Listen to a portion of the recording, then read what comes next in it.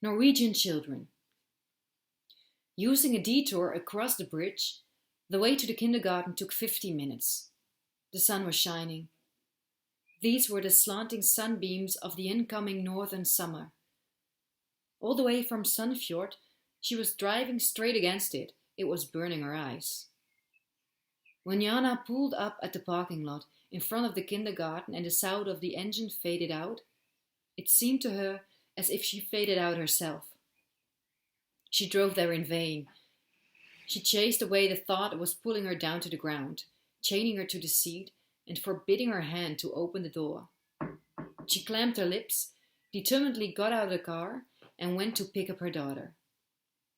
The teacher was not used to the parents pressing the doorbell so urgently, but she understood that some people may be in a hurry. Willing to comply, she brisked up her pace to open up the door. When she turned the handle, her heart started pounding. "Mrs. Sikurova, haven't they told you that Nikolai is..." Why is it that the woman arouses fear in her? Her glance slipped down to the woman's hands. Oh yes, here's why. They were clenched in fists. She unwittingly stepped back and without even realizing it, hunched up a little. Where is Nicola? She was taken away by Barnevernet. What is she doing there? Why have they taken her? The teacher hunched up even more. However, this time she realized it and immediately straightened up. "You need to talk to them. Do you know the address?" "Who took her away?" "We are obliged to hand the child over to Barnevernet if she is in danger." But Nicola was in no danger whatsoever. Who took her away? "It was Mrs." The teacher tried not to reveal her fear. She had no mental capacity left to dredge up the new social worker's name from her memory. "Lena Nielsen. No, not her. What's her name? The young one with the braid." "So you give my child to complete strangers and don't even know their name?" "It was Barnevernet, Mrs. Sikorova. They had an akutvertak." The woman switched to her mother language, and it seemed she was cursing her. "Yet the doper der steam fashim akutvertak. Go fuck yourself with that akutvertak of yours." Jana was leaving. Mr. Jensen, who came to pick up his son, was just getting out of the car and tried to absorb as much as he could from what he has just seen. The sight of him calmed the teacher down. She remembered. Her name was Savesen, Ingrid Savesen. But Jana didn't turn back. She didn't even reply to Mr. Jensen's greeting, hoping he hadn't noticed the moisture in her eyes. She started the car and abruptly backed up. But where was she to go now? There was no way she was going home. She was driving mechanically, braking, shifting gears, and throttling up. What about going shopping or going out for a coffee? How stupid. She doesn't have a free weekend. Jana was driving through the center of the town, past the local municipal authority building where the Barnevernet had its office. Maybe there are her girls. She stopped her car and got out. Of course, where else would they be? That stupid cow can't have taken them home with her. She would hardly let anyone distract her from the TV, internet, or a bottle of wine. She tossed them a sleeping bag and a carton box with a few toys and good night. You can turn to the doorman for help. Main thing, you're not with your mother. Jana quickened her pace to reunite with her children. She pushed against the front door, only to hear a glass rattling noise. The door was tightly closed, and in the doorman's booth it was dark. She slowly turned around. Jana was convinced they had shoot her immediately. The laser is already pointing at her. She's the enemy of the people. Everybody can see how she's failing. First they took away her children, and now she's rattling the closed office door. We won't have anyone like her in here.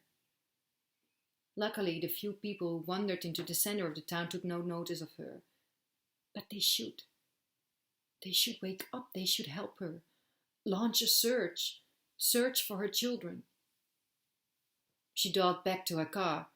How come that she's walking? putting one foot in front of the other, that her arms are still a part of her body. How come she still looks the same? How come she hasn't exploded? Yes, she should cause an earthquake, or at least smash a few shop windows, or start screaming. She raised her head and took a breath. But she didn't start screaming. Instead, she got into her car and drove off. 2. The counselor couldn't arrive sooner than an hour before the scheduled meeting with Barnevernet. Jana thought she could, but chose not to. Maybe it was for the better. She sent Jana an approximate price list, and Jana's eyes rolled backwards into her head. She charged as much per hour as Jana earned for 2 weekend shifts. Weekend ones, not the regular kind. The counselor was of Czech origin, but was already born in Norway to Czechoslovakian immigrants. She spoke passable Czech, and Jana appreciated not having to strain her brains speaking English. After a coffee had been brought in, the counselor started to reiterate the facts, but got the details wrong. So Jana took the initiative and recounted the whole story to her. So you really have experience with Barnevernet? The woman was about Jana's age. She might as well be younger, but the layer of makeup and woman's suit she was wearing moved her into a rather fuzzy age group between 30 and 55 years. You don't need to worry, Miss Sikorova. I have over 5 years of experience. What do you suggest?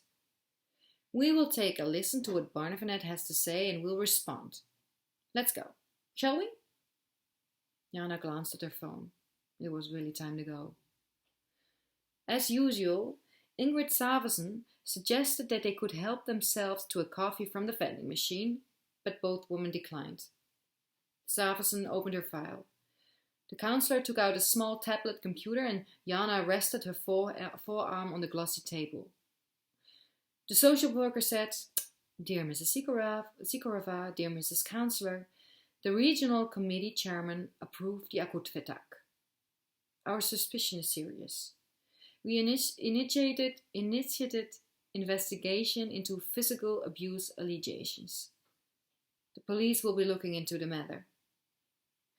My client would like to emphasize that she had never handled a confiscated weapon and therefore could not threaten anyone with her, the lawyer said. She did not even know it was in the house. That's just one thing, doctor, but there's more. When will I see my children? Jana broke in and leaned across the table towards Ingrid Savesen. The social worker hesitated a second, then calmly leafed through her papers. We've scheduled a meeting for Monday. You can appeal against the decision. Savesen said, turning to the counselor. That's what we'll do, but we need to know the precise reasons for the children's emergency removal. I suppose your client has informed you about our reasons? Yes, she has, but... Breaking into the conversation, Jana abruptly said, Where are my children now? They're at their foster parents. I'm sorry, but I can't give you the address. The words made Jana's head spin. Foster parents? What the hell are they doing here? They do have parents already. They have her. I don't understand what's going on. I love my children. I have no doubts about that, Mrs. Sikorova. You'll be summoned by the police. You will have a chance to explain yourself. Of course my client will explain herself. But in our appeal, we will also comment on your intervention. Could you tell me whether the information about my client's error is based on a complaint? Yes, we have reports from multiple sources. We handed the information over to the police, but in our view, the situation was critical. We're not accusing anyone, we're only protecting the children. Jana remembered the conversation with Ivan. He was right. She has been turned in. But how the hell do you say that in English? Who wrote the reports? Jana asked quickly so that no one would interrupt her. She didn't manage to control her voice. It was shaking. An informant may remain anonymous if they wish so.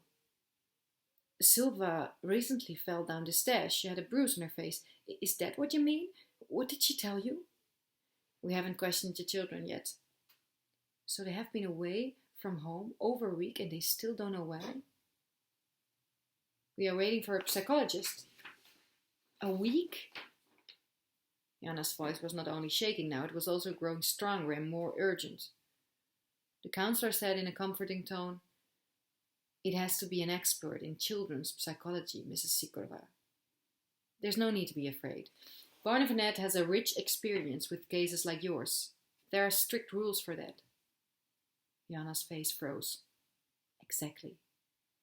Next thing. The girl's father's phone number doesn't work. Do you have his current phone number? Yes, I have written it somewhere. I'll call him myself. I need it for the file. I don't have it here. Salvatson paused slightly, but left it without comment. Okay, next time. She stood up. Whenever you have a question, do not hesitate to contact us. She reached out to Jana, who was still sitting. She would like to talk longer. She would like to speak her mind, to explain it.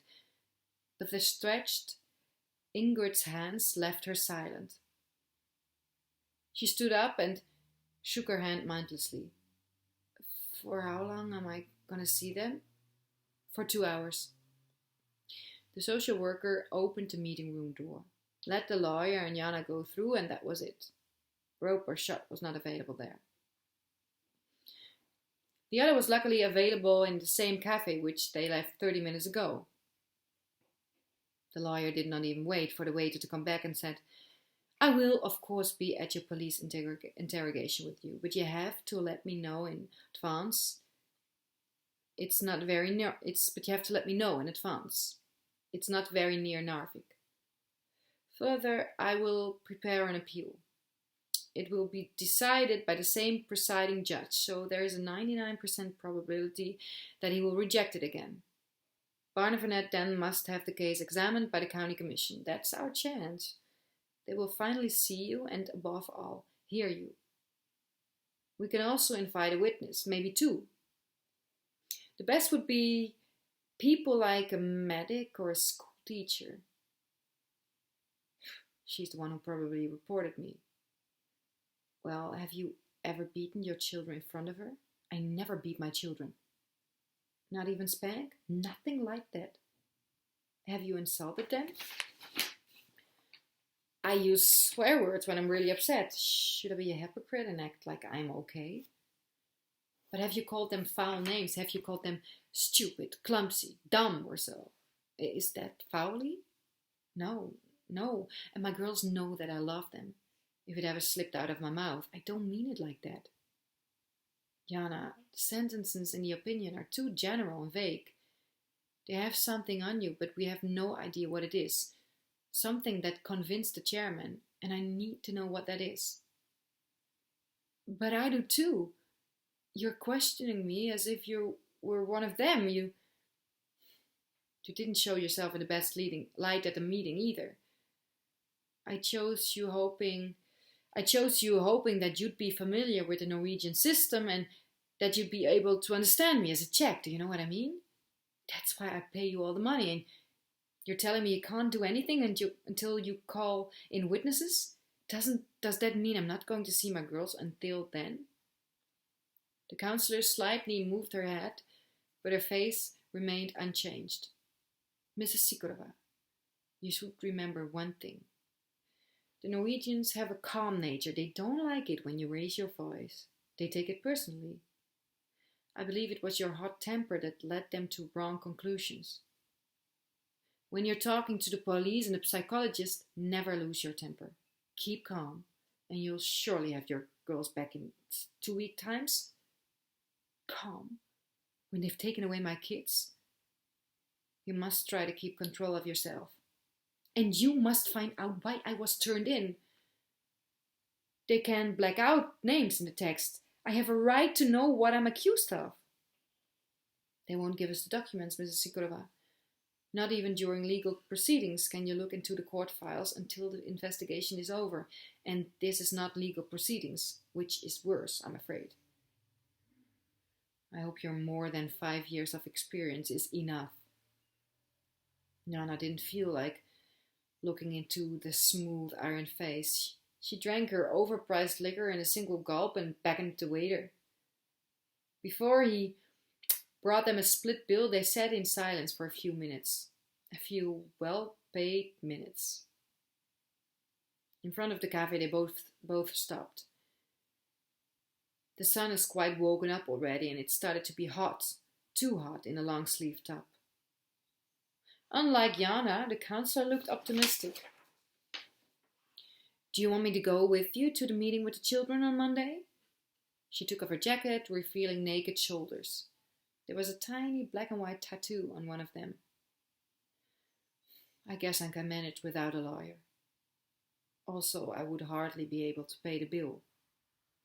The counselor nodded and held her hand out to Jana, who accepted it, rather displeased. She spent her money on moralizing instead of help. 4 weekend shifts were gone.